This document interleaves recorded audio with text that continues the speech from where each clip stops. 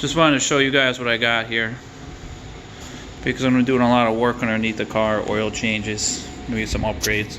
Got a quick jack. I got one of them in. So what I wanted to do was set up the power unit. Got the hydraulic fluid through it. This is where the power. Yeah, I don't want to hear about the power strip though, guys, please.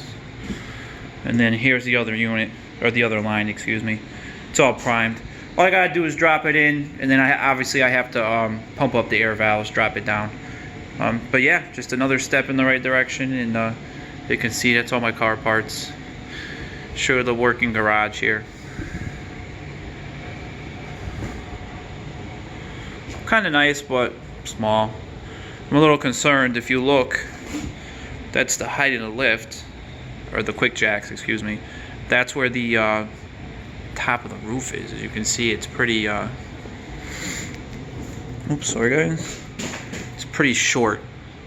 So what I'll probably end up doing is garage is a little longer. I might position the jacks here, and then I'll go up here. Alright, take it easy. Till next week.